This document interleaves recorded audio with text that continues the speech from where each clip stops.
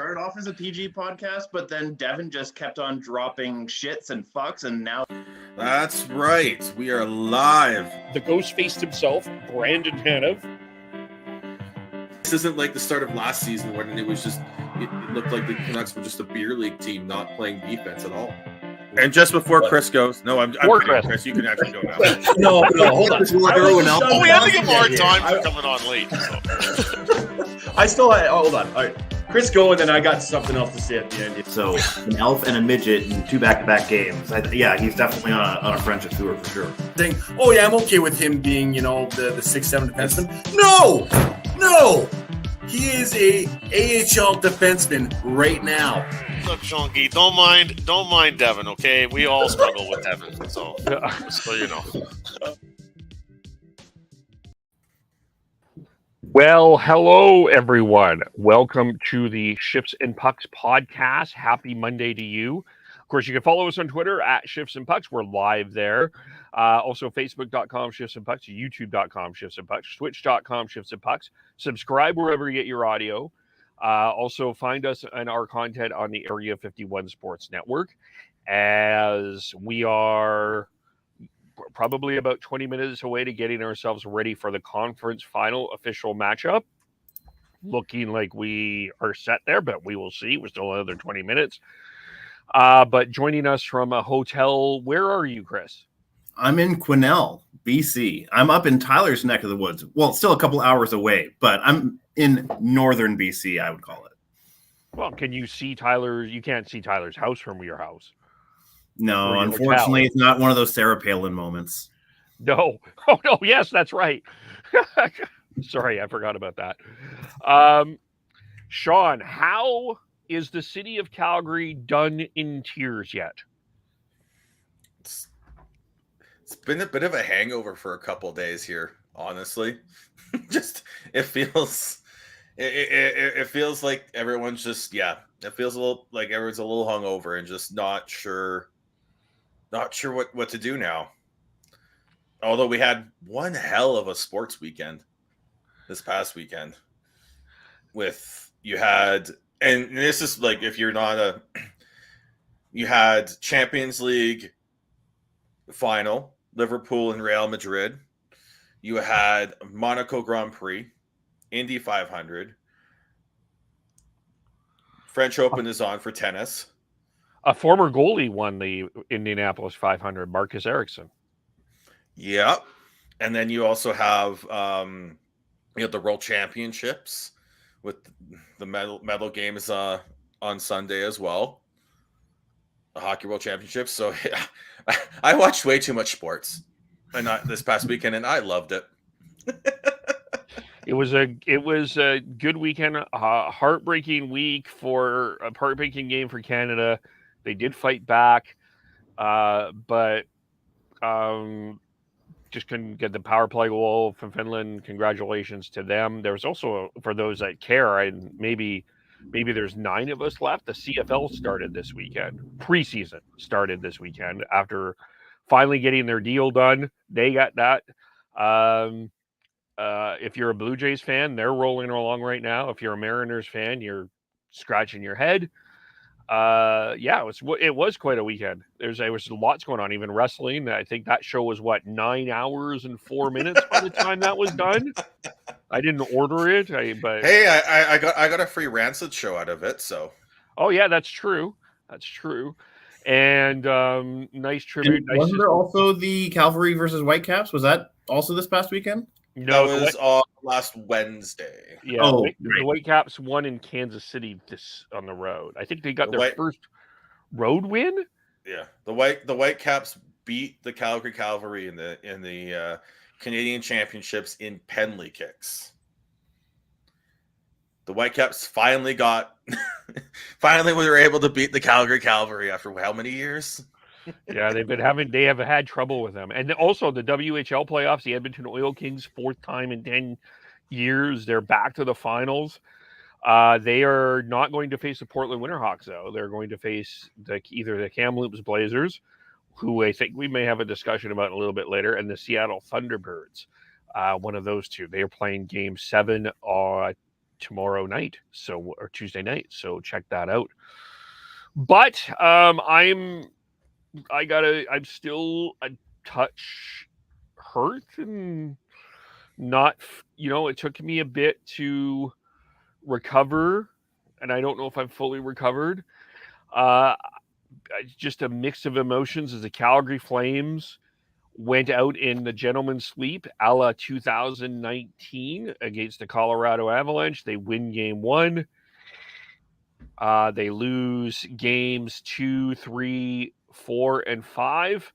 And 5 in a most controversial fashion, which we'll touch on here. But we haven't heard from Chris. Chris, what did you think of this Battle of Alberta? Were you surprised that the Oilers won in 5? Well, I was pretty blunt about my I wasn't going to pick a favorite or a team that I was actively rooting for in the series, but I did say I think 2 weeks ago, last time I was on, that my betting money was on Calgary. I feel like the general consensus was most people were kind of favoring Calgary to move on from that series, but clearly at least McDavid, Draisaitl, and Kane outplayed the Flames. The Flames, it was disappointing in the sense that I felt like they did not dictate play at all in the playoffs. That dominant team that we saw in the regular season did not show up in the playoffs. They were able to out-defense, the boring defensive style play against Dallas, but then they tried to run and gun with the Oilers, and clearly that top line from the Oilers was just too much for them, and I guess a injured Markey to handle. Yeah, I guess maybe this is the first part of this. And of course, all of us following the Canucks, we know Jacob Markstrom really well on a different level. I'm going to start here with my own opinion, and then we'll see where this goes. I think that it's fair to. I think there's some fair criticism of Jacob Markstrom on some of the goals. Game 4, the one, of course, I think he was at fault there. The first goal, third goal was tough. He had a tough game 1. He wasn't spectacular in game 2, but on the other side of this, 8 tap-in goals, 3 breakaway goals. For me, I know that we look at the stats and we're looking at all of his save percentage and all of this. I think he's getting too much blame. I'm not saying he doesn't deserve criticism, because he does, but I really feel that I think he is getting far too much of the blame in this series. He wasn't great, but he was left out to dry. I compare. If you look back and really watch what happened with Jake Oettinger, I don't recall the Flames getting a breakaway on Jake Oettinger, or maybe 1, 2. Gaudreau got a breakaway in game 3, but there wasn't a lot of breakaway 2-on-1 chances. It was a lot of they were getting chances, but it wasn't. They didn't leave Oettinger out to dry that much. I felt the Calgary Flames just let Markstrom. They let Markstrom out to dry and a lot more. I don't know what you were expecting. If you were expecting a better performance of Jacob Markstrom with that type of defense, I'm sorry to disappoint you. There wouldn't have been a lot of goalies that would have been able to do what you're asking.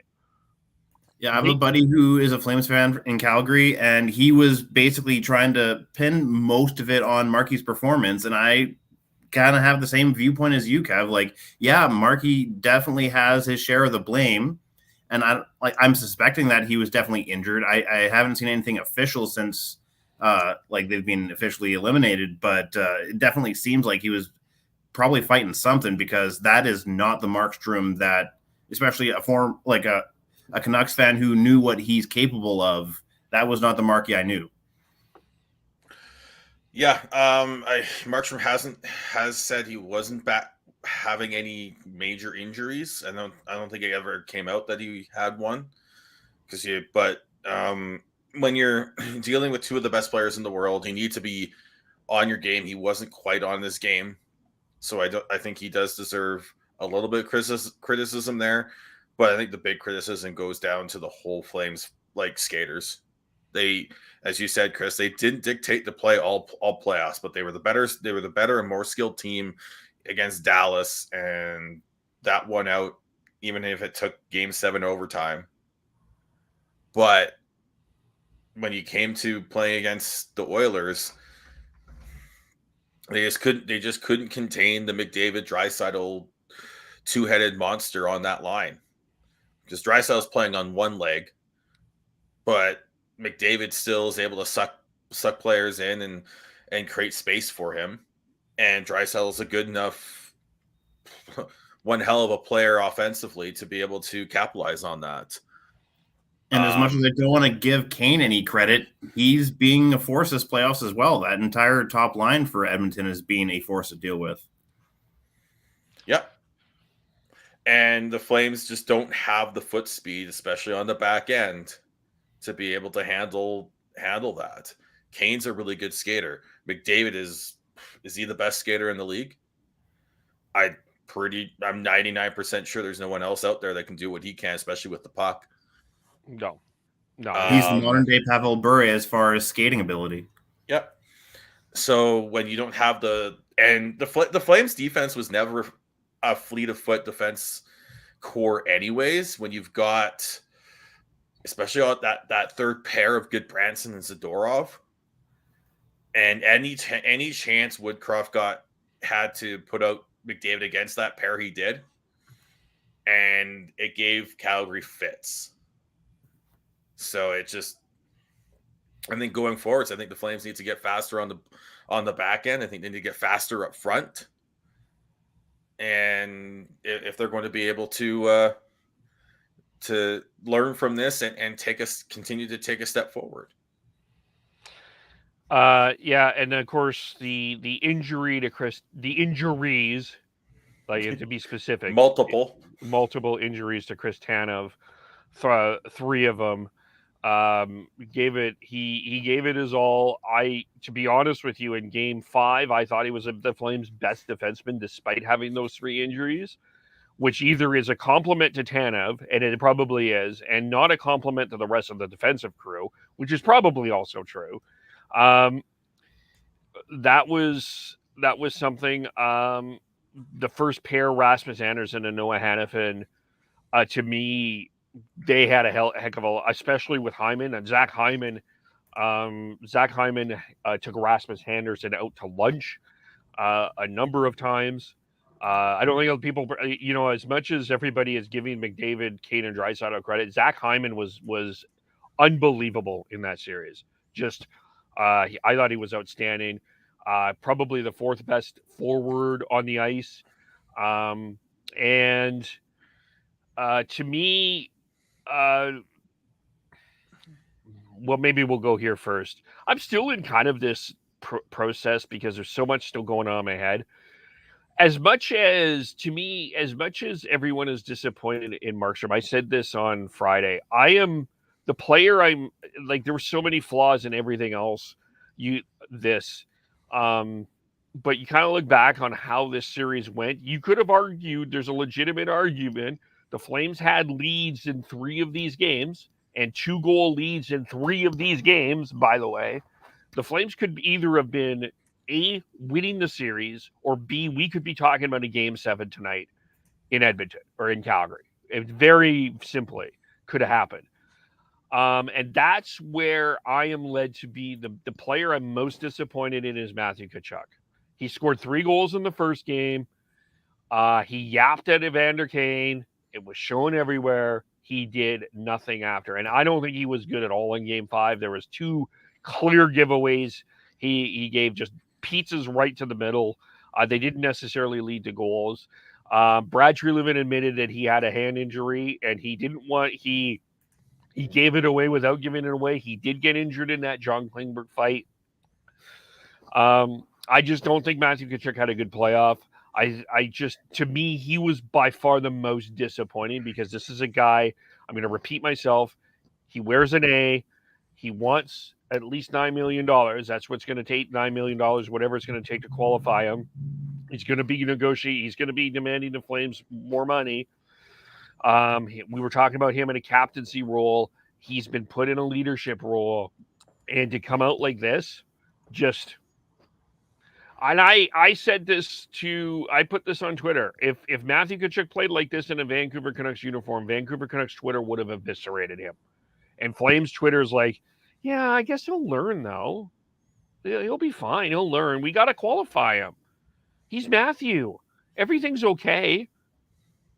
And I'm like, what? No, this is not acceptable.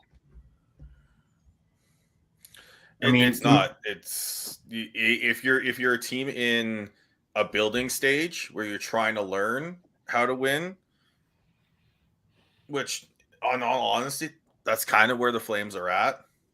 They've been in and out of the playoffs. They haven't really built momentum.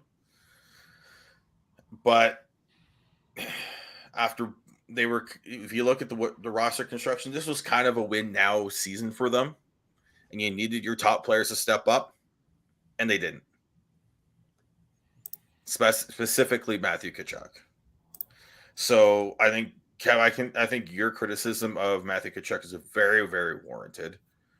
I think he got way out of whack. I honestly think go back. I said that that Nashville game was bad for him. And I remember you and Devin were both a little more like, okay, maybe. I look back at that now, and I still think it was bad because I think it gave him the wrong idea of what was acceptable for him, the actions for him to be a little bit wild and be a little bit over the top, and then he got hurt because of that in the beginning of the Dallas series. Matthew Tkachuk, when he's at his best, is not doing that. He is goading everyone else into that. Yeah, he did none of it. He did and again, you look back on what McDavid, Kane, and Draisaitl, like, they had all credit to Leon Draisaitl and his 15 assists, but come on, can someone just check him? Just check him. Like, the only time that I think that everyone was angry at any defense at Leon Draisaitl was when Dustin Nielsen from TSN 1250 tweeted out the fact that Flames were swinging at Draisaitl's ankle. I strongly believe that was the only defensive play that the Flames had that entire shift on Leon Draisaitl. Like, but, you know, just with Tkachuk, just with everything that has been expected of him, everything that he thinks he is worthy of, I sit here and I think that is with every, and this is the Battle of Alberta. I can't accept it. Like, it just really set me back on Matthew Tkachuk. Like, and maybe it's, you know, maybe in July and August, maybe in a bit here, I'll sit and calm down about it. But right now, I'm having a really hard time defending him. And I guess the other part of this is Daryl Sutter, and there's tons of criticism on him. Was he out coached? You know, he wouldn't line match McDavid, but then he finally put Michael Backlund on Connor McDavid, and it worked a little bit better. I was actually kind of surprised at how, like, the Daryl Sutter that I know of is a hard ass that, like, just, if you don't play by my rules in my game, you're gone sort of style. And the fact that he basically allowed the Flames to have the play dictated to them instead of dictated themselves. Like, yeah, I was actually kind of shocked at the lack of give a shit that Sutter kind of showed in his post-game press conferences this playoffs. I think that's more just Sutter being Sutter, knowing that what he said, what he says in the press versus what he's saying behind locker room doors, I think is going to be is different. But he gave him the systems. and they played the systems well in the regular season. Where did they go in the playoffs? That's on the players more than the coaches, in my mind. But shouldn't he have whipped them back into shape once he saw that they weren't playing like that in the playoffs, though? But the playoffs is more on the players than anything else. If they continue to just not play the systems properly, what can the coach do? Yeah, I'm not trying to say it's only on the coach, but I feel like there was a certain level of give a shit that I was expecting more from Daryl that I didn't see. Daryl's never. Has Daryl ever been the like a John Tortorella type, having that fire? He's always been more sarcastic and sassy than anything else. And yeah, maybe I have a mischaracterization of him in my head, but I thought he was a bit more of the hard ass old school type. Maybe I just assumed he was more kind of in that Torts camp. But yeah, like obviously he is a wisecracking sasshole, if you will. I think he knew in some ways that this team was in trouble. I think if I was to criticize Sutter for anything, I think you look back at the last week. You talk about Matthew Tkachuk. You wonder if maybe everyone's talking about Markstrom being overplayed, and I'm not buying into that. But there was an opportunity to rest Tanev, Lindholm, and a couple of other players during that Minnesota-Winnipeg portion of that road trip, and he didn't do it. If I was to criticize Daryl Sutter for anything, it was not resting those players just a couple of games before the playoffs. That to me is where my criticism is if you're, I don't think I can truly like McDavid was on another level. I think there were more issues with this Flames team than I think we care to admit to. They weren't fast enough. When Tanev went down, I think, and you remember, and nobody's going to say Nikita Zadorov is the best player ever or the best defenseman ever, but he also played with 2 cracked ribs. That would hurt. That would really hurt. So I mean, it's not a broken sternum, but it still makes you go, oof. Yeah.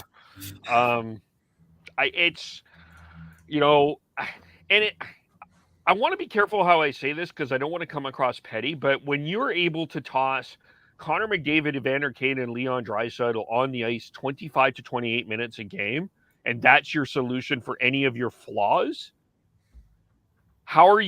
is that coaching? Is that wouldn't anyone do that? Like if I was on the bench and I looked at the team and I went, oh, I need a goal. Oh, look, there's that 97 guy. He can get me a goal. Go on the ice and get me a goal, please. Is that out coaching? Is that coaching or is that just common sense? And for me, at least, I don't think Woodcroft out-coached Sutter. It's more just the fact that he had more tools available to him to succeed. I wouldn't say more tools, just better tools. Yeah. And don't get me, I really do like Jay Woodcroft. I think I'm preparing for the meme with him waiting at the bench, waiting to shake Daryl Sutter's hand is hilarious. Yeah, he got down to the ice so fast after that. I was quite amused by that. Yeah. I mean, I really do like him, but I wouldn't say that this series was down to coaching.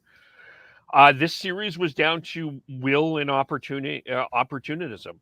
The Flames just simply, they blew 3 leads. And to me, and we haven't got to the non-goal yet. We'll get to that in a second. And then game 4, you get a goal from 130. You get a goal that you shoot from the brick field at Commonwealth Stadium into Mike Smith's net. You got to win that game. I'm sorry. That is a momentum changer, and you got to take advantage of it. And to me, at that point, after that goal, it felt like the Oilers were the calmer. It felt like the Oilers scored that goal. The Oilers felt like they got their game back together, and the Flames started scrambling a bit. And it just felt like that happened too many times. And goals scored in bunches. You just look at 3 goals in the second period there. Even that 4 goals in 71 seconds in game 5. Like, it just too many times it wasn't just that the Oilers would score one goal. They would score all these goals in bunches, and the Flames were dug in a hole. Yep. Yeah, the Oilers were able to capitalize on a frantic Flames team when they were able to score goals in bunches. That was definitely a key contributor to why they beat the Flames. Yeah. But I just want to push back a bit on, like, why these players are. I would say Lindholm was fine for the Flames in these playoffs. You got outplayed by McDavid and Draisaitl, but honestly, 90% of the league would have. And Tanev's injury wasn't. I don't think Tanev's injury was because of any sort of tiredness. I don't know why. I think resting players is overrated. When we discuss it. But the big argument everyone is having is everyone felt Markstrom was overplayed. And to me, if you're bringing that up, then why is it not? If you're feeling that Markstrom's played at what, 65? It is a lot. I'll give you that. Why is it not resting? Especially if, we will never know when Tanev got hurt for the first time. We'll never know that. We know that he got hurt in Game 6 in Dallas. We know that was a specific injury point. But if Tanev was not 100% at that point, I don't know why he needed to play in Winnipeg. Like that, the Winnipeg game, I kind of understood the Minnesota game, because if you were in the conference final and you were playing them, you would have needed home ice advantage. But the Winnipeg game, it didn't matter. I'm at the point where you have to trust the players. You have to tell you how they're feeling. And sitting players down to rest, I don't think ever works. I wouldn't have been. To me, there's a difference between resting players for a week. Like, I would, like, not taking them on the road trip. I wouldn't have agreed with that. But just saying, okay, a couple of guys rest for Winnipeg. I think that to me would have been fine, because that was a nothing game. That's all. But does that change anything? Would that have changed how the Flames played against the Oilers in that series? Well, what would have changed to me? It's still, I think the turning point. I'll say this again. I feel like I'm repeating myself. The turning point in this playoffs was ultimately not winning Game 6 in Dallas, because you would have had 4 days of rest. You would have had the Oilers in Game 7, and not because you didn't win that game. You ended up playing Sunday. You had to play Sunday. You had to go to overtime Sunday to get that win. You had 2 days to rest. I just don't think that they were mentally prepared to play they were not in the mental place to play the Oilers as ready as they should have been, had you have had the extra 2 days of rest. You could have had everyone else a little bit more rested. I think, to me, that's the turning point of the playoffs, not winning Game 6 against Dallas. Yep. I think not being able to turn it, like we're seeing with the Carolina Hurricanes right now. Yep. Not being able to close it out, it is huge. But yeah, I just look at that, and I think that the issue is more foot speed than anything else with this Flames team. Yeah, I agree with you. Do we want to talk about the no goal, or has this been beaten to death? It was a goal. I'm with Blake Coleman on this one. It's a goal in my mind. So either I don't understand what the fucking rule is, or they got it wrong. Especially when you compare it to that Tierney goal that everyone is kind of comparing it to, because Tierney's goal is a distinct kicking motion and redirecting that puck towards the net, and that was called a good goal. Like, I'm with Sean and Coleman here. Like, to me, yes, did he intentionally, like accidentally on purpose, direct it in with his foot? Yes. But did he move his foot distinctly out of its way to make contact with it? There's an argument there that he was already falling because he had made contact with Smith's pads. So he was trying to steady himself, but he did make the effort to, kind of accidentally on purpose direct it in to make sure it was going into the net. You're allowed to direct the puck in without kicking it. Unfortunately, it was going in regardless, though. So that's the upsetting part for the Flames fans and Flames in general, because had he not touched it, they likely could have won that game. And at least forced Game 6. If you think that Blake Coleman kicked that goal in, the Calgary Cavalry should sign him for the offseason, because that is an incredible kick. That is some soccer. That's some soccer shit if I've ever seen it. To me, it's not a goal. It was a goal. But the harsh part is it didn't cost the Flames the series. It cost the Flames a game, but they were up 2-0 and 4-3 in the game. Don't you, as his third best defensive team in the league, need to hold a lead here? And that's where I'm kind of in the whole thing saying it's not just Markey's fault. Like, it was a defensive lapse on the defense, and Chris Taneo's injury messing up the pairs probably played a decent factor in that. But then, like Sean mentioned, the foot speed for the forward, they just couldn't run and gun with the Oilers. The Oilers had run and gun. It's they just couldn't. Yeah, once the Oilers got an edge, they got a half step, it was over. Also, a live update: Rangers are now up 4-0 in the third period.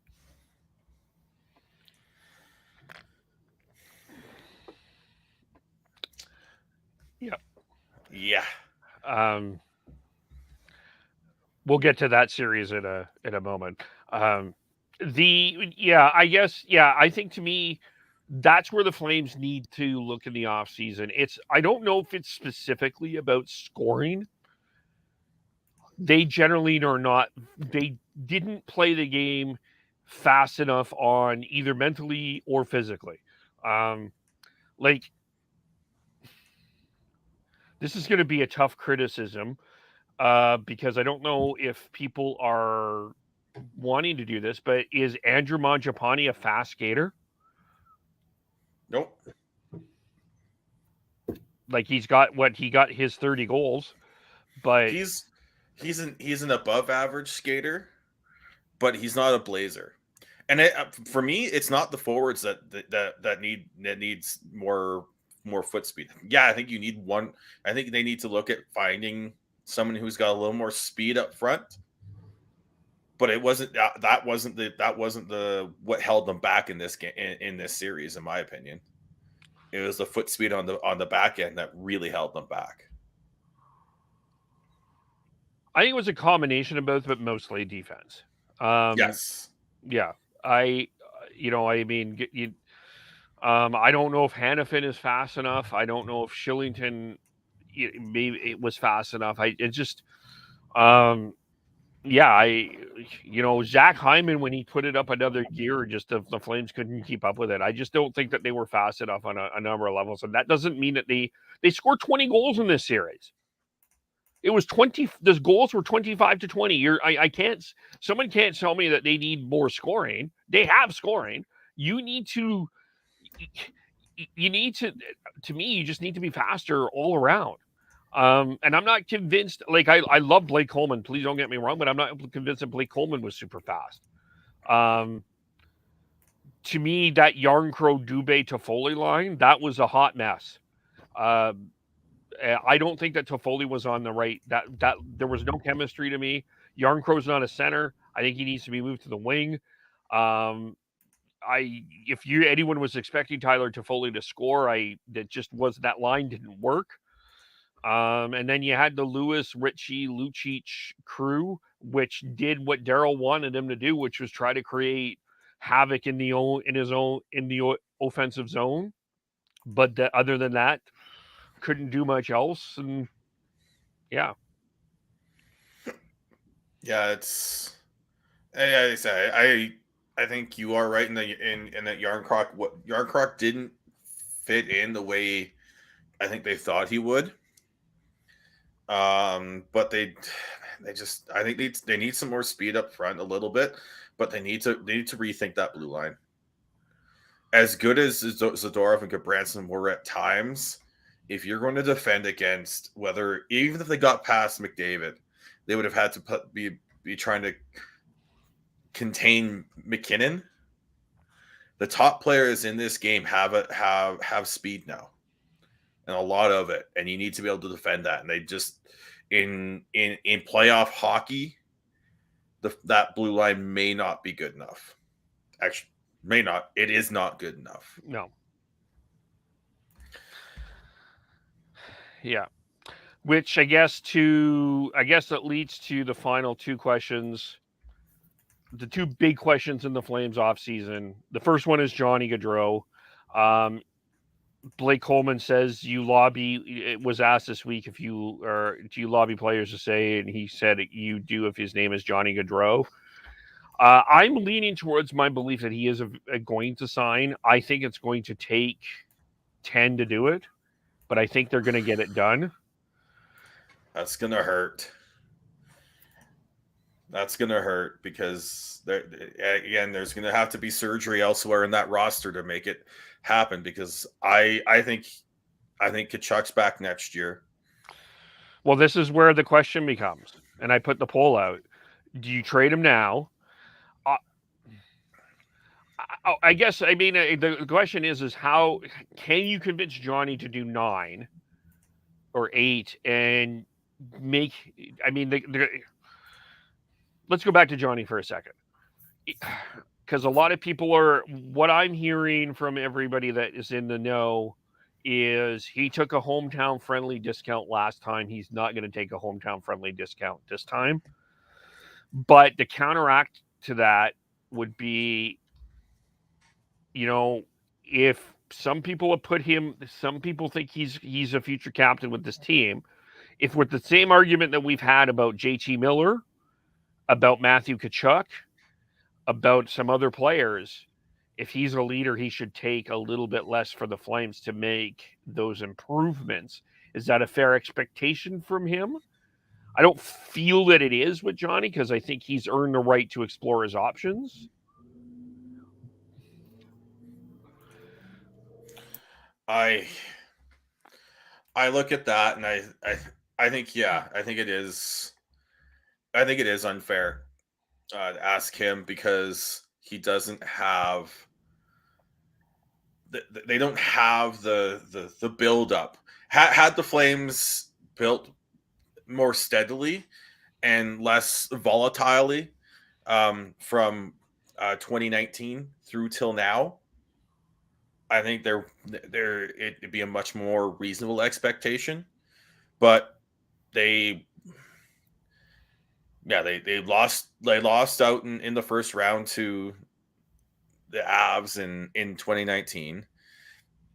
2020 is a bit of a write-off, just clusterfuck of a year. But they couldn't get past Dallas in the quote-unquote first round of the bubble playoffs. Then they missed the playoffs in 2021. And now you lose. You take way too long to dispatch the Dallas Stars in round 1, and then you lose in 5 and on home ice to the arch rival Oilers. It's just I think it's too volatile of a history for Gaudreau to say, yeah, I believe in this, in where we're going here, to take a significant quote unquote hometown discount to do that. And that's why, like, if they can convince him, man, that's a coup for them. But I don't expect it. And I think you will see, unless they do go 10, I think you'll see Johnny test UFA in July. As a non-Flames fan, sorry, Kev. As a non-Flames fan, like I personally like whoever the most likely guy to want to sign back in Calgary, I would sign him and then try and get as much as you can for the other guy. Because to me, especially with the cap crunch that a lot of teams that are in the playoffs are expected to make the playoffs, like all of them are cap strapped. So there's no easy, fun solution where you can keep both realistically, in my mind. So yeah, basically you take the one that's willing to stay, pay him whatever he's essentially willing to take, and then try and get as much cap space to free up with the other one. Yeah, I think they can keep both, but it's going to be a lot. They're going to have to find different ways to free up cap space elsewhere. Whether that is moving a Mangiapane, whether that is attaching an asset to move Lucic and or Monahan. I was going to say, like, how hard is it going to be able to move Monahan right now? Because like that's probably the most ideal guy that you want to get rid of to free up cap space, just due to his injury history and whatnot, and how he's played the last couple of years. But yeah, I don't think that's an easy contract to move right now. Well, just on the way, just to point out something that Sean said here, just about you lost on home ice. Had that controversial goal not happened, that would have been more of a bigger conversation than it was.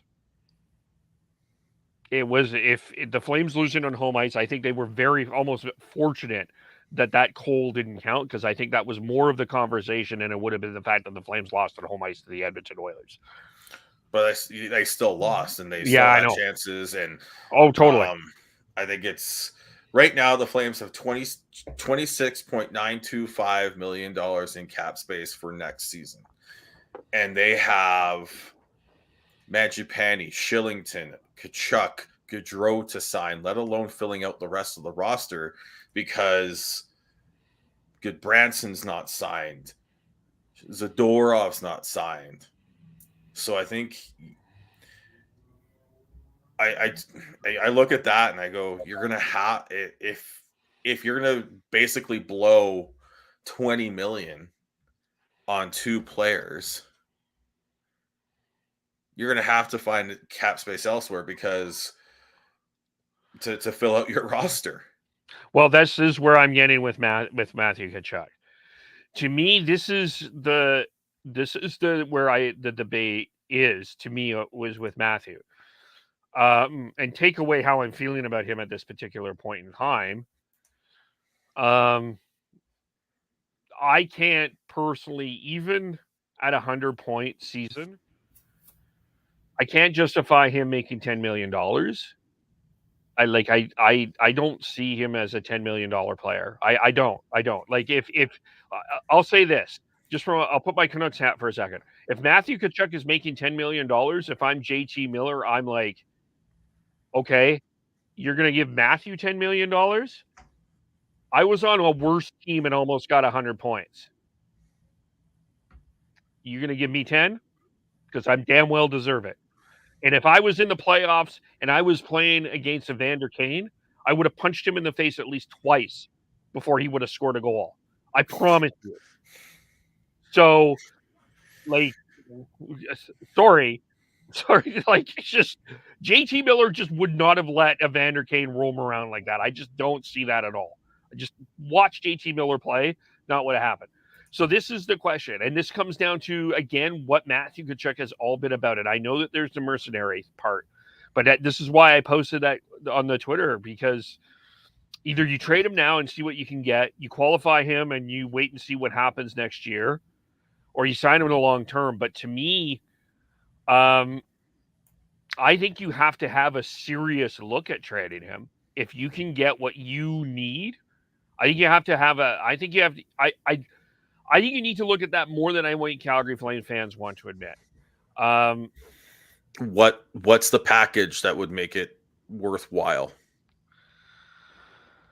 A top 4 defenseman or a top 6 forward that is similar to the style of a Dylan Larkin or Yanni Gourde, who is fast and can play a 200-foot game and can get into the fabric of the game. If you can get a draft pick, great.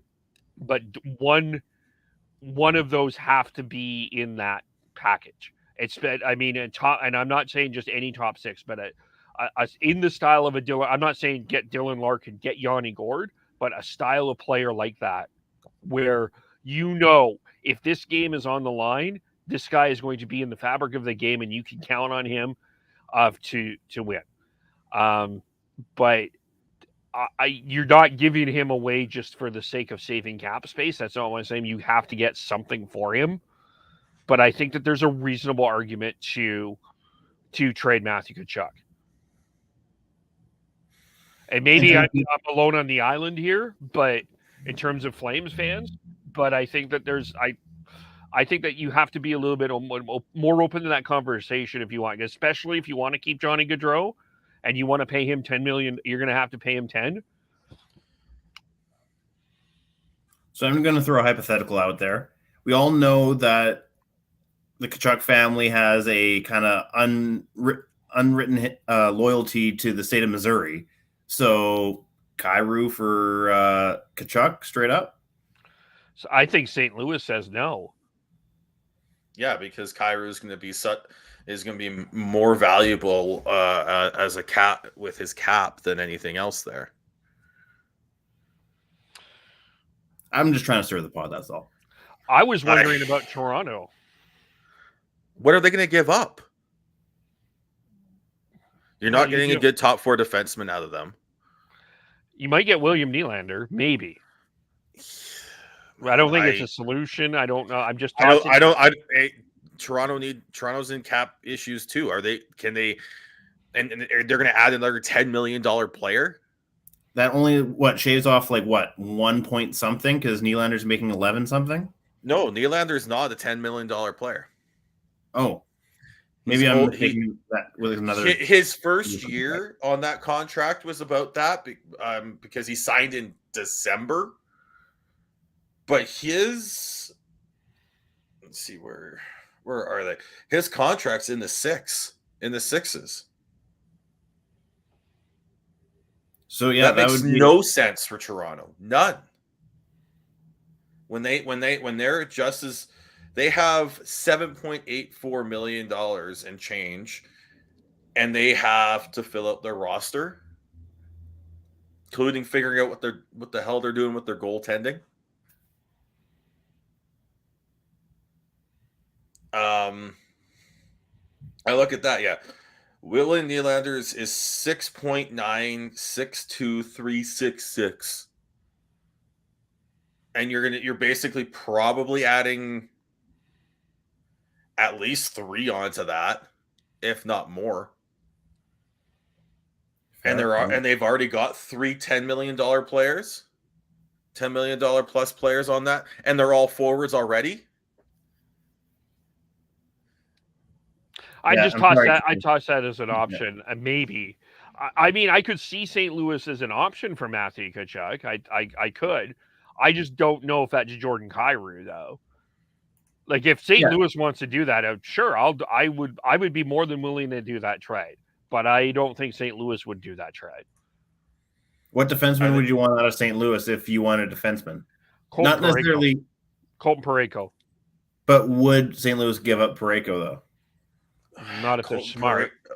Colton Parayko's contract is. Ugh. Well, that was just on the top. That was fantasy booking there. But Colton Parayko's 29. How the hell is Colton Parayko 29? I don't know. But he's 29 and he's making 6.5 for the next. He signed through till the end of 29-30. So he signed till he's 36.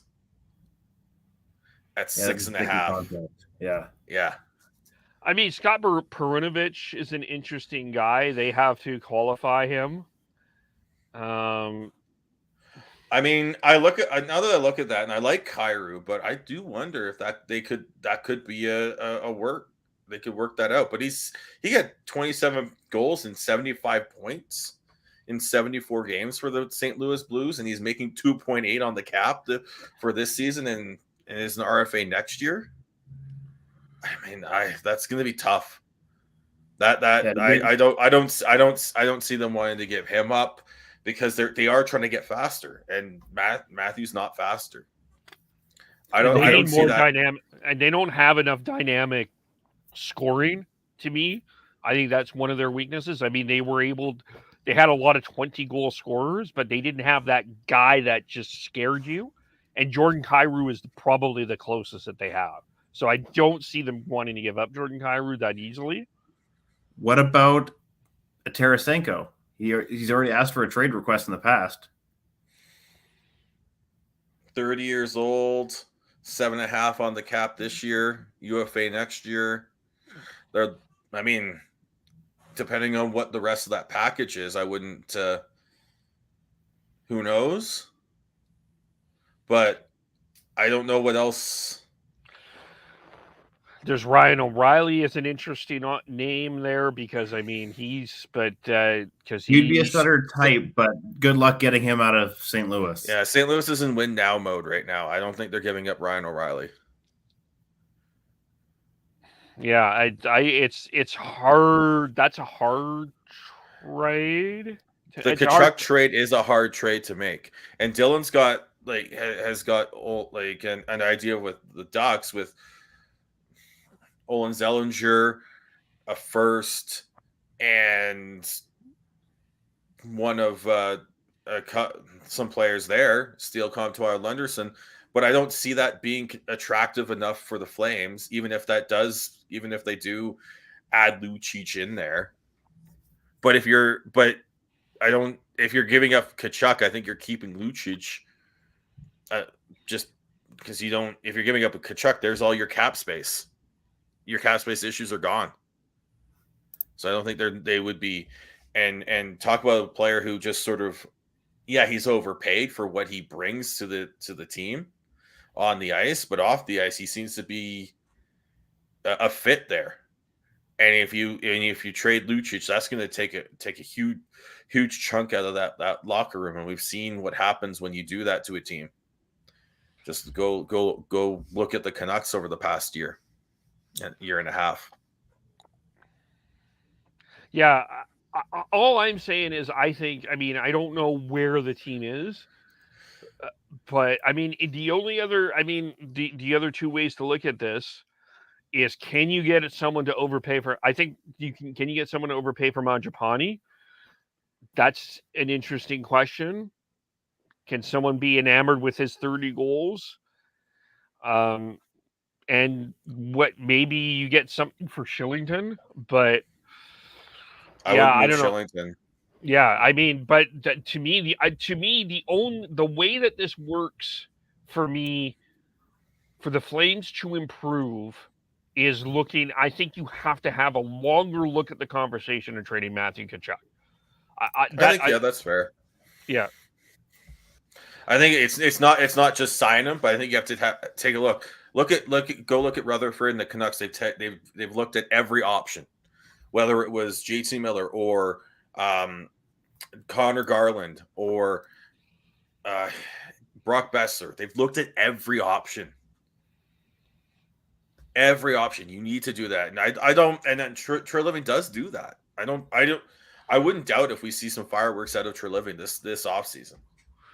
It's going to be real interesting for a lot of teams because Dubas is also in a bit of a pinch and has to make a bit of a dramatic move this offseason to try and shake up what's going on in Toronto. So this will be a fun offseason.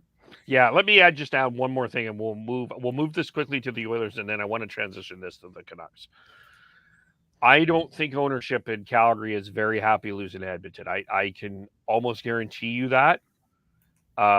I don't think Daryl, as much as everyone is like, he's shrugging his shoulders. I think he's really, the fact that he didn't, what was telling to me is he wasn't at the media availability Saturday. I think he needed and you could argue, well, he probably just needed to go farm those horses or whatever. I think that there's a lot of people in Flames land that this is not sitting well, especially how they looked. I I'll say this, and I wouldn't be surprised if there's a major move. And I wouldn't be surprised, and I'm not, this isn't a criticism of Brad Treliving, but I think he's just a little bit more on the hot seat than he was before. You can lose in the playoffs. You can lose to 31 teams in the playoffs, and you know what? You learn. You lose to Edmonton in Calgary for the first time in 31 years. The way you lose. Yep. That costs money. That cost a lot of money. Let's choose the Oilers here just quickly, and then we'll try to blend this into the Canucks. I guess we kind of covered the McDavid Draisaitl Kane part. Ken Holland took some heat for some of the moves he made. He kept Mike Smith. He traded for Duncan Keith. He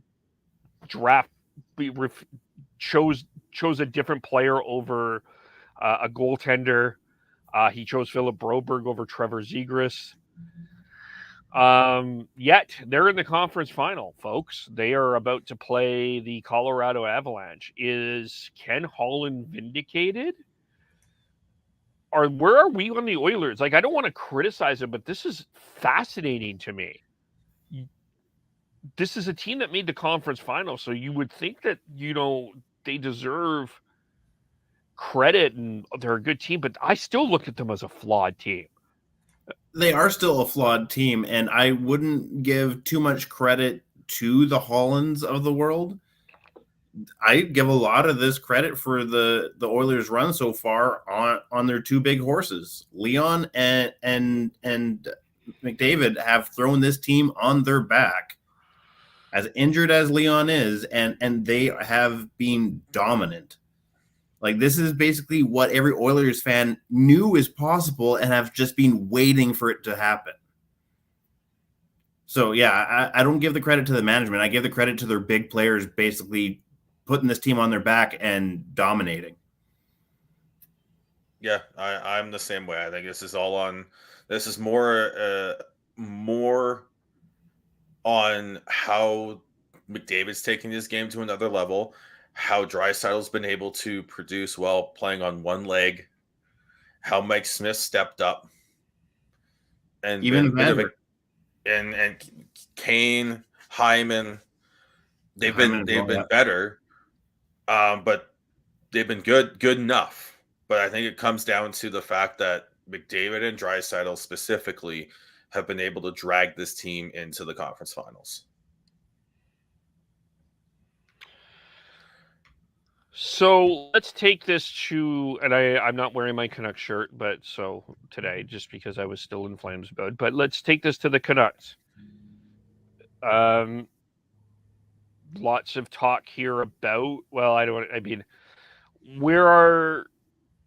some have asked, would the Canucks have put up a better fight against the Oilers than the Flames did? Where are you now? What, like, in terms of off season, what the Oilers did, has this changed anything, or does this? As far as the Canucks plans, I would say no. No, I don't think it has. I think I think it further solidifies the fact that they need to get faster. You look at speed kills in the NHL, and you need to get faster. But that being said, when you get into the playoffs, you have to, what the Canucks need to do is find a way to be a consistent playoff team and build off of that. And it sucks that that the start didn't happen this year, because that could have been. Yeah, they missed what they were in the bubble. They missed 1 year and they weren't able to get back in this year. That would have been huge, because you could start building off of it. Now it's a little tougher now. And you look at the Oilers, and they've made the playoffs now 3 years in a row. And they're starting to build something there, and the players are starting to learn. The top players are starting to learn what it takes to win in the playoffs. So to everyone that said, what's the point of making the playoffs? It's that. Look long. Everyone says they're looking long term here, but they're not. They're only looking at this in their tiny little tunnel about how they want a perfect fucking rebuild to happen. But guess what? It never fucking happens that way. Yeah, someone tweeted out today. Tweeted at a reporter today or commentator in Canucks land. The Canucks are the Tampa Bay Lightning's last 10 playoff series, which they've won their last 10. Yeah, but what people forget that they've lost a whole bunch before that. Yeah, and it's about that. You have to walk before you can run. And if you can't get into the playoffs, you're not fucking walking. You're still crawling. Yeah. And you have to find a way. You have to find a way to get in there first, and then stay in there, and then you can build. So again, anyone who said that, what's the point of making the playoffs? You're fucking wrong, because that is such a shit take, because it's about learning and building and finding and being able to build off success. If you don't have it, you can't do that. Let me just do a quick comparison here. Miro Heiskanen, Darnell Nurse, Quinn Hughes, 3 number 1 defensemen on their team. You watch what Miro Heiskanen, like, as much as everyone talked about Jake Ottinger in that Dallas-Calgary series, Miro Heiskanen was unbelievable. Very arguable. He might have been considered the second best player in that series. And that's because he had playoff experience and he knew how to dominate. Darnell Nurse played, 40 minutes a game in that Winnipeg series last year in the bubble, even though they got swept. People forget, they got swept, but they lost one game 1-0 in triple overtime. And as much as people mock Mike Smith, and there's, I've said this before, he uses his powers for both good and evil. He's been to a conference. This is his second conference final. He has that. So that's what a playoff does for you, is it allows you to figure out what to do in the playoffs. You're not going to walk in and win this thing. This is not the NBA where, you finish in the top seed, you pretty much can book your ticket to the final. It's a learning curve, and that in order to get in order to get that curve, you need to learn. Yeah, I'm with you on that, Sean. I do think that the playoff experience, and it would have been, because especially this year, especially now looking back from the Canucks perspective, a series against the Oilers, they may have lost, but man, would they have learned something from it. Whether it was the Oilers or the Avs. Exactly. So what? Nashville lost in 5 games to Colorado. Do you know who is going to benefit huge from that? Connor Ingram. Connor Ingram is going to learn a hell of a lot from that, because he had an opportunity to play, and he played pretty well, especially in game 2. I mean, they were overmatched because of the loss of UC Saros, but they got that experience. The Connor Ingram, once you get experience, man, it helps. And I said Edmonton because I think the path to get through the Pacific is probably going to go either through. I still say it's probably mostly Edmonton, maybe Calgary, maybe a little bit Vegas, but you're going to have to deal with Connor McDavid at some point in time to get through the Pacific. So, but even you look at Tanner Jeannot with Yep. Nashville, he's a big part of that future. Philip Tomasino, he played 3 games in the playoffs. He's learning. You also have Dante Fabro on the back end. You've got Yakov Trenin. There was players there on Nashville that will learn. And I understand the idea, like especially with the old regime, where they would maybe get blinders on and think this team's better than they are. I don't get that from this management group. Rutherford, Alvin, they know where the holes are on this roster. They know what they need to fix. Guess what? Because they know from experience, they fucking won. Not only that, but they haven't had a real chance to really make this their team yet. They've done tweaks at the trade deadline, but they haven't really put their stamp on the team yet. Yeah. They know what moves they want to make. It's just basically biding their time and figuring it out. So it's I hated that. And all the fans and media that continue to try and stomp that out is that they're flat out wrong. Yeah, yes. The idea that you get in and anything can happen is a bit of a fool's hope. But it's more than it. Getting in is more, and Canucks not getting in was more than that. It was about giving Petey and Hughes another playoff series to figure things out. Giving Demko a series where he starts as the starter. Yeah, remember he came in halfway through that Vegas series because of the Marcham injury. It's a missed opportunity. They did everything they could to get back into it, but it was still a missed opportunity, unfortunately. And I think the management team, Alvin, Rutherford, and co all understand that.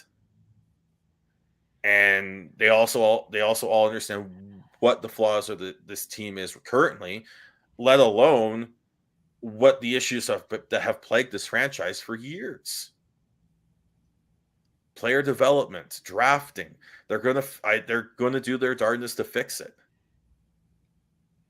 Yeah, it's an outside fresh perspective, plus coming from a winning environment that I think is going to bode well for the future long term. And as long as they feel that Pettersson, Hughes, and Demko specifically are the three pillars that they can build around for this core, then you're trying to make playoffs at this point, because you've got your core. Getting good players would at the top of the draft would be great, but you also know that it's not just about that. That's what's plagued the Oilers for the longest time, is they haven't gotten anything out of the second round and beyond for years. Well, there's only one player on that roster right now that they have drafted from the second that plays in the second, that is a second round pick, and that is Ryan McLeod. Yeah, from their homegrown draft, right? And it's the fascinating thing with the Oilers, and I would think they will save this for more of an off-season conversation. But the real question that the Oilers are going to, the dilemma that the Oilers are in, is that it's very similar to where the Montreal Canadiens were last year. They got to the final, but you kind of is this a good team? Like the Oilers could beat the Colorado Avalanche and get to the Stanley Cup final, but that doesn't mean that they're not a flawed team.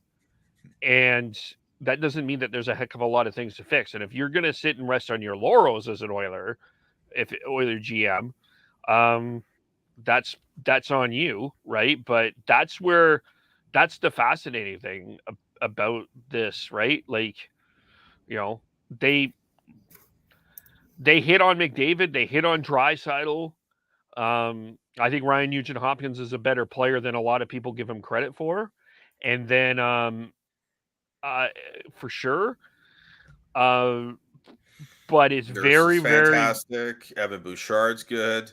Yeah. Piliari's a homegrown draft. I want to say they drafted him, didn't they? Who? Bouchard. Yeah. Yeah, and he was a first round pick. Oh, first rounder. Okay, yeah. Yeah. All their top player, all the players that they've been able to draft have all been first round picks. Second round and beyond has been an absolute just black hole for the Oilers. Fair, yeah.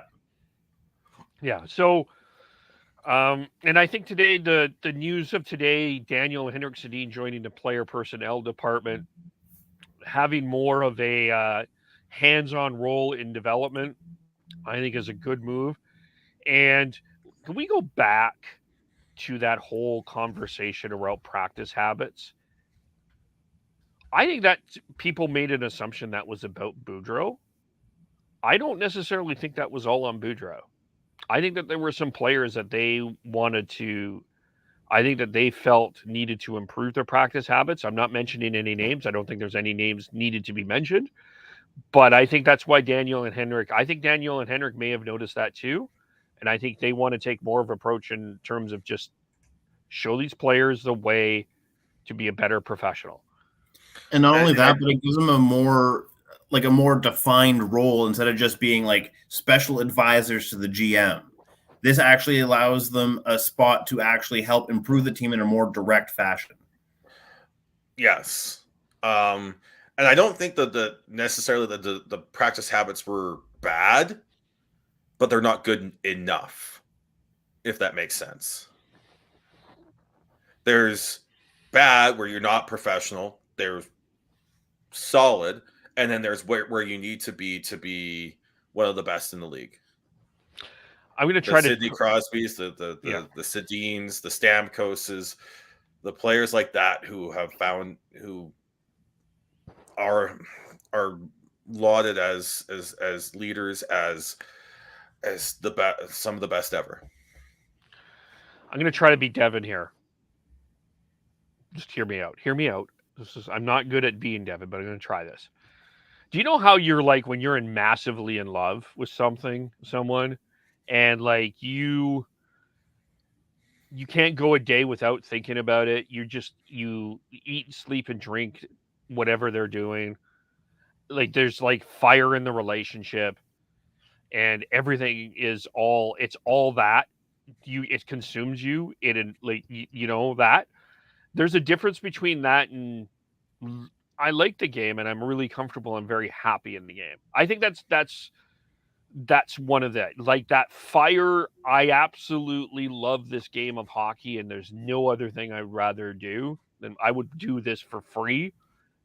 I don't care about the money. I love it. Then yeah, I'm happy playing hockey. Hockey's great. If that makes any sense. That's my closest to Devin that I can try to give. But he would probably be a lot more crude than I am. But you know where I'm going. Yeah, and that's where it is. You have at a certain point, if you want to fucking win, you have to take that next step, whether it's on the ice, off the ice, or both. You look at how Petey broke down his shot into how many different like stages and improved it. You go back to the golden years of the Canucks with the Sedins and Kessler and all that. Kessler spent a whole summer improving his shot. Yeah, I think it is. There's bad, there's good, and there's elite. And this management team, and now the Sedins have a more focused goal and focused role. They're gutting for elite. They're gutting for the best as opposed to being good enough. Which I think is part of the difference from the last regime to this regime. And it's not that you're upset with the players and saying that they're bad players or not, but they need to be better. It's very similar to how Sutter has held a lot of the players accountable on the Flames since he took over halfway through last season. I think a more specific Devin type phrase, and I think both of the Holmesmith boys have used this, is it the give a shit meter? Yeah. And that's why every time someone would sort of rail on JT Miller for being too loud and crude, and his give a shit meter was up there. His give a shit meter's high. And you look at players elsewhere in the league where they don't have that. Do you know who has a give a shit meter? Sorry to interrupt, and a lot of people were critical of him, including I'll hold myself accountable to it. Leon Draisaitl. And Leon Draisaitl has been highly. A lot of people criticized him for his emotional approach, but 15 assists on one leg is not too bad. I don't know. Not too bad. Not too shabby.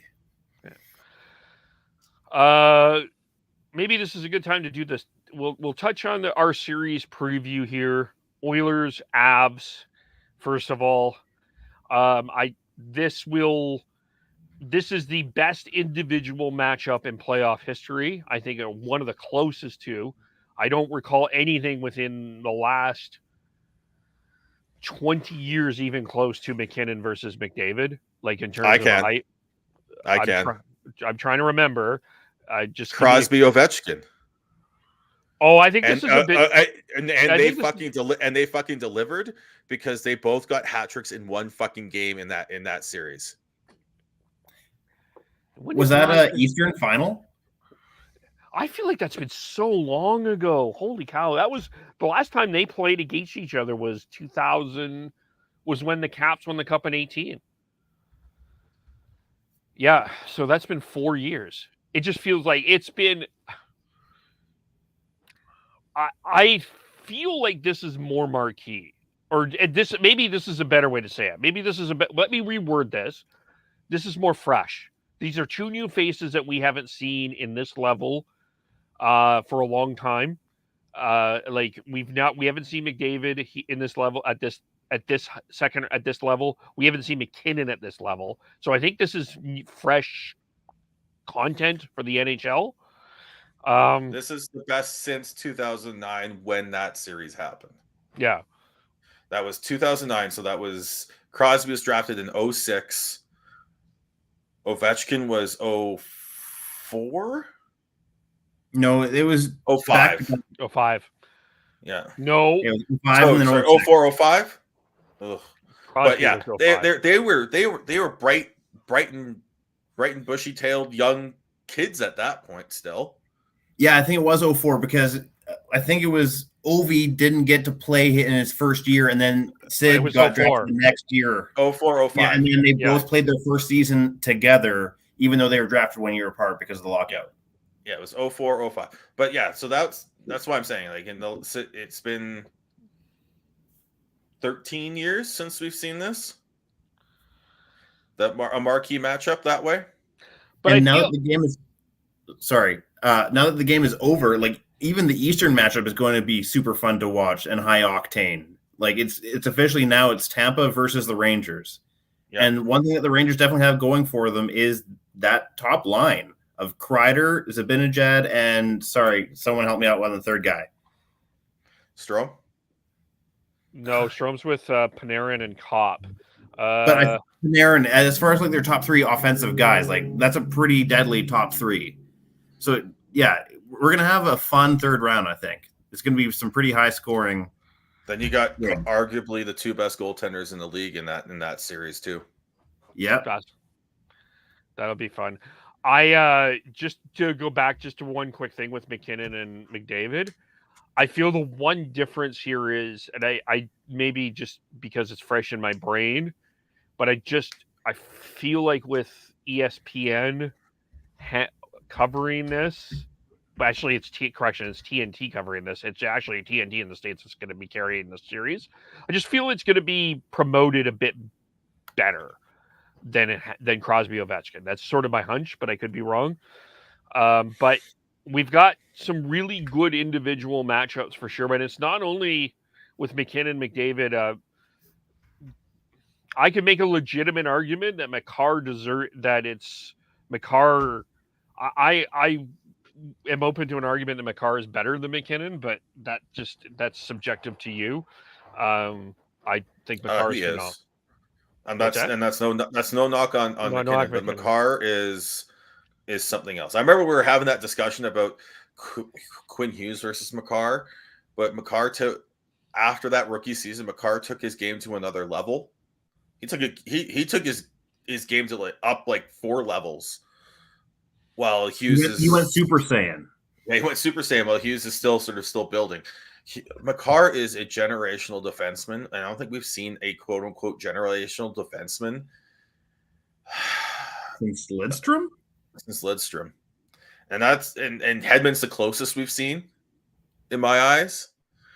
But the way Makar plays is he changes the game more than anyone, honestly.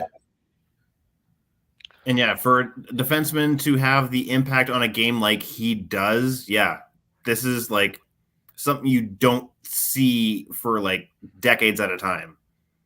Yeah, he's amazing. And just back to this is one other thing. Back to our Canucks point. One of the reasons that Cale Makar has been able to develop is because he's played in the playoffs. And I do think that there's value in that. Even though it's been a second, they only could get to the second round. They got here now. The pressure, the clear favor here, it's hard to argue, no matter what you say about McDavid and Draisaitl, the clear favor here is Colorado. Way more well-rounded for sure. Yeah, I would argue they may have the best defensive group of the 4 left with Makar and Devontae. Josh Manson was a great acquisition for the Avalanche. I would argue the best trade deadline acquisition overall. And that's saying something considering Gerard's injured now. And that's with it. Yeah, exactly. Well, that's because Bowen Byron's really found his game. Yeah. True. Good pick for me in the pool. And then you also have the Johnson twins. Yeah. Eric and Jack. And then you've got Kadri, who can get right in the grill of anyone. That's going to be fascinating how the Oiler fans are going to love and appreciate Nazem Kadri. It's going to come down to me. Kadri versus Nugent Hopkins is going to be an interesting matchup to me. Go ahead, Chris. Sorry. And I was just going to say, just as far as the shit disturbers that are versing each other, the fact that it's going to be Kane versus Kadri in that regard, it'll be interesting to see how this series plays out. Yeah. Yeah. I don't want to discredit the Oilers. I think that they have I do think they're. I think those are saying Avalanche at 5. I don't think it goes 5, but I do. I can't. It's hard for me to find a way for the Oilers to win. I just think the Avalanche are too complete of a team. I agree with that, but the only caveat I will give in addition to that, though, is I thought that in this last series against the Flames, I didn't give the Oilers much of a chance, and they proved me wrong. I want to say the same thing again, that I really think Colorado is the more complete team and is the definite favorite, but we'll see how far this dedication from McDavid and Draisaitl can go. The way I think the Avs have more depth on up front, and I think they've got with Makar and Devon Toews specifically, they've got better defense than the Flames had, and they're faster. Yes. And Lehkonen is fast. Kadri is isn't a burner, but he can skate. Rantanen, don't forget about him. He hasn't had a good playoff, but yeah. And for what it's worth, I'm not saying that. And for what it's worth, I'm not saying that I am favoring the Oilers in this series. I still think Colorado is likely to win. I'm just saying I'm not going to completely write off the Oilers like I did last round. You can't write off a team with Connor McDavid on them, especially with the way he's playing. Yeah, but the Oilers are the one thing the Oilers are going to have to do that they didn't necessarily get and need against the Flames is they are going to have to get scoring from their bottom 6. I think if they're going to compete, because I don't think that McDavid. I think that McDavid and Draisaitl and Kane are going to be productive. I just don't see them being as productive as they were against Calgary. I think they're going to have to find other ways to get. They are if they are going to win. Yep. Tampa Rangers. This is going to be a fun goaltending matchup. Vasilevsky versus Shesterkin. Who can goalie the other goalie? This is Hedman versus Adam Fox.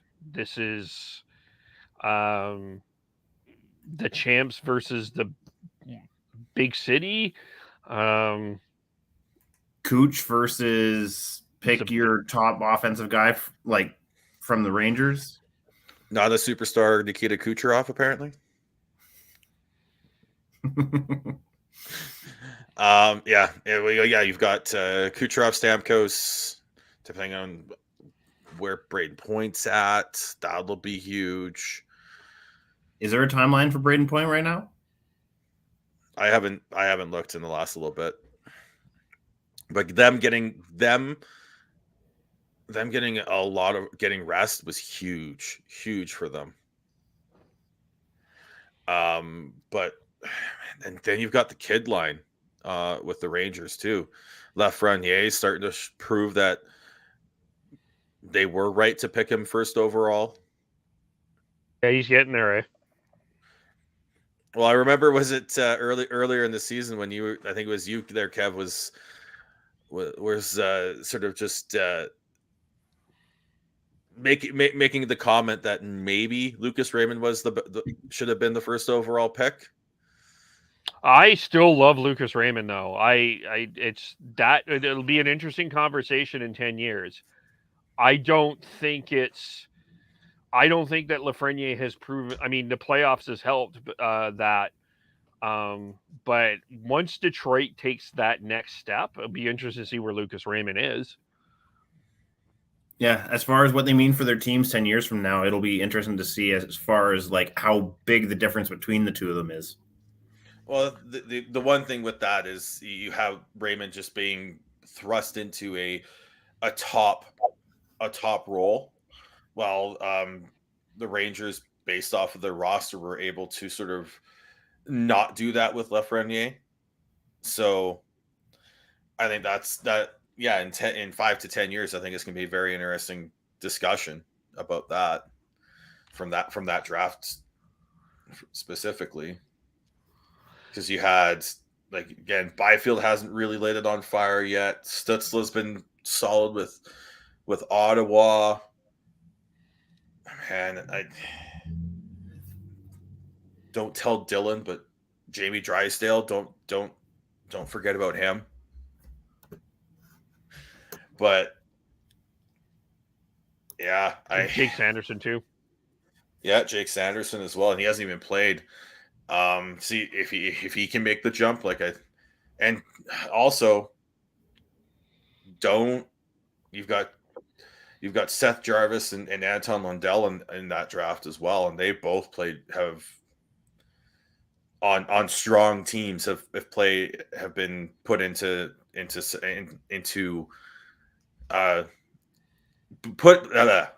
they played on strong teams and have put up points. Yeah, I would argue there's a legitimate argument that Seth Jarvis was their best forward for Carolina in these playoffs. He played that well to me, but or one of them anyway. For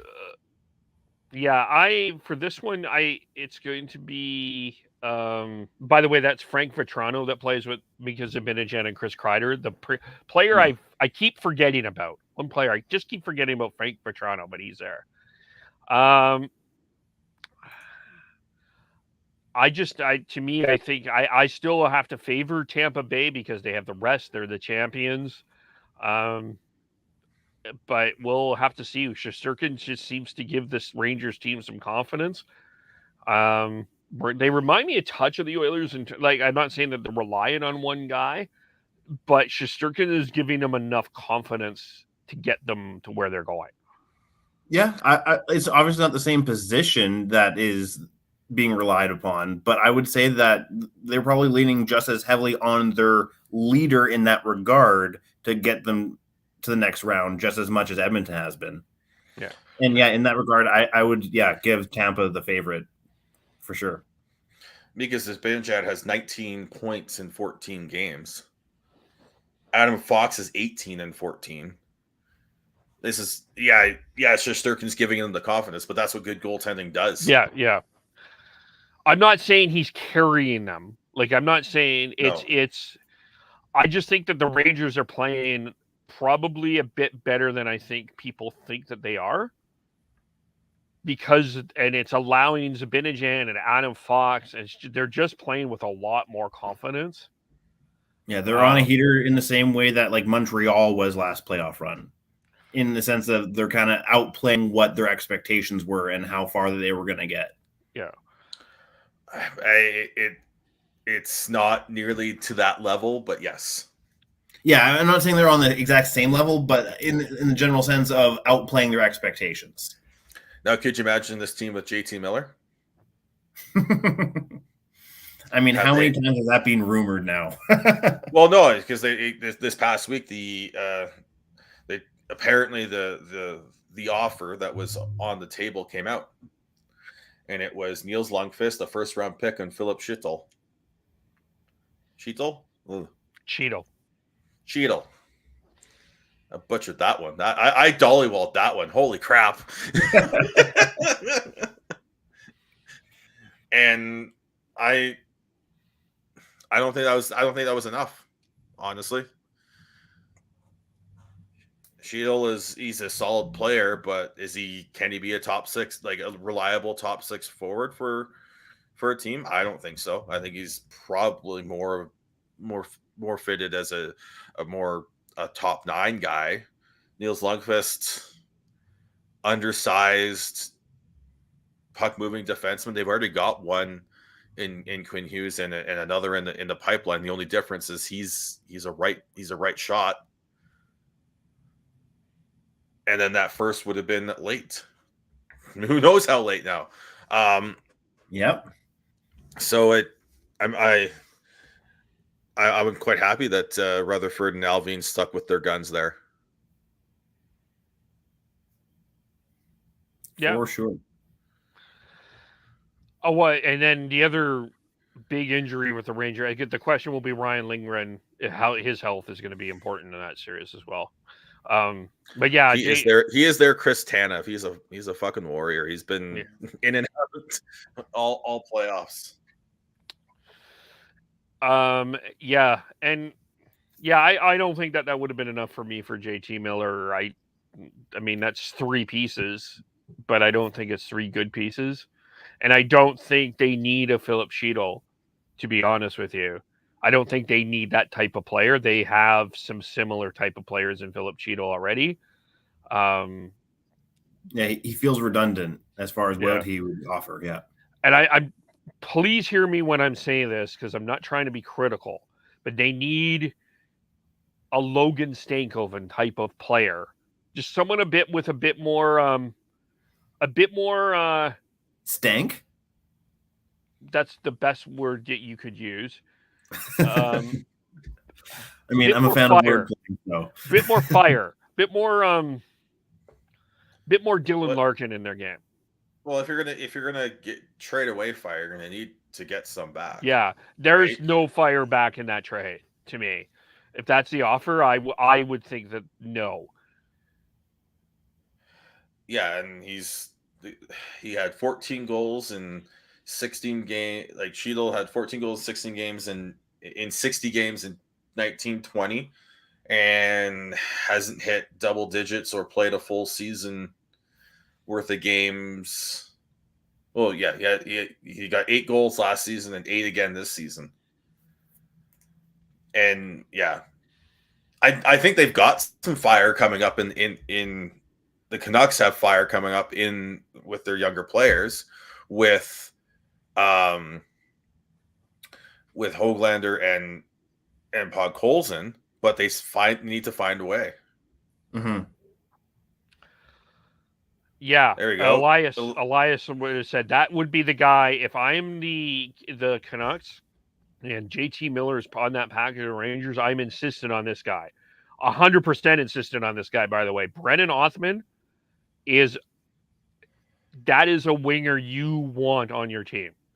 That is, if any JT Miller trade happens, and my name is Patrick Alvine, if Brendan Othman is not in this conversation as part of a trade, I'm hanging up the phone or whatever. I'm not texting back, or I'm not sending an email back. I'm sorry, I'm not. Brendan Othman, like, that's exactly the guy you need. Sorry, I believe the expression you're looking for, Kev, is you'd leave them on red. Yeah, I'd leave him on red. Yeah. And the Rangers end up using that first round pick to acquire Andrew Kopp, and he's been like, I think that's a trade that's worked out for both. That's going to work out for both teams. Oh, I really like Andrew. Yeah, he's got. And did you see Jean-Guy's comment about that? Yeah. So yeah, Jets get a first from the Rangers, and that's because of the Andrew Kopp trade. And Andrew Kopp's been very good for the Rangers in these playoffs. He's got 12 points in 14 games. And I have a funny feeling he's staying with the Rangers. I don't know if he's I wouldn't be surprised. I wouldn't be surprised if he stays there. I mean, they're going to throw there's teams going to throw a lot of money at him, but I just have a hunch. Well, again, winning, and he fits the role. Yeah. And there's a reason why the Rangers wanted Miller. They wanted to, I ID'd on Andrew Kopp there is because they know that Philip Sheedle's not good enough for that role. Yeah. But it's going to be going to be that. I think that should still be a pretty good series. I think it'll be a lot of fun. I have Tampa. Anything else we need to get into here? Congratulations to Stockton Heat, who've got to the Western Conference Finals by the way, in the AHL. I guess also in the fact that they're now going to be coming to Calgary next season as well, we should bring up. Yeah, we did have that discussion a couple weeks ago.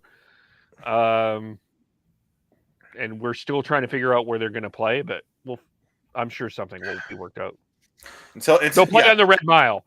They'll just at Olympic Plaza. Congratulations to Finland for not only winning the Olympics, but also the World Championships now, pulling the double. Yeah. Yeah, you can't discount Finland now. They are definitely a one of the elite countries now. Juho Lammikko, world champion. Imagine the fire that's going to bring to him next season. Who would have thunk that 12 months ago? Right? I didn't even know who Juho Lammikko was 12 months ago. Yep. That and thoughts to the Besser family. Oh, I forgot. I wanted to start the pod. I forgot to start the podcast with that. Yeah. Our best to the Bessers. Yeah. Our best to the best. It sucks. I just hope that they can find closure here and move on to live the lives that they know that Duke would want to. So that way Brock can kind of play his game and maybe have less kind of distractions. And I obviously his dad means a lot to him, and you wouldn't expect anything else given the situation he was in, but it'll allow him to focus on his game more moving forward now that he's kind of had that closure at this point. Yes, but it sucks, and all the best thoughts towards the Besser family. Yeah, all Canuck fans' hearts are hurting for them right now. Yeah, it's a tough one for sure. The only hope for the best for Brock, and he's got a tough. It's gonna be he's got a lot on his mind for this offseason too. So, yeah. Well, we will leave it there. Jean-Guy had the comment about the shootout there. It would have been 3-on-3 overtime until they had a winner. So, in the IHF World Championship, so the shootout is no more. We'll leave it there. Devin and we may have some other people. We're going to do a bit more of a deeper dive recap on the Flames. We haven't heard from Devin. Devin has been busy. He would have came on and joined at least me in tears. So we'll look out for that. And we'll have our news packs for Tuesday, Wednesday. I will be calling wheelchair rugby this weekend. So Thursday, Friday, Saturday, Sunday, I'm out of commission. Well, not out of commission, but doing something different. Should be fun. So we'll leave it there. How do we follow you? No, he's not. I am Bearded Canucks 03. I'm at Schneid's on most social media. Tyler TNOBLE, he had softball, but he'll be back. And Devin Gordhouse 09. I am KEVULE. Shifts and Pucks on Facebook, YouTube, Twitter, Twitch. Subscribe wherever you get your audio, as well as on the Area 51 Sports Network. Thanks, everyone, for watching and listening. And we will, if Joe's who joined late, just hit rewind and be kind. Have a good listen. And we'll talk to you all very soon. Bye for now.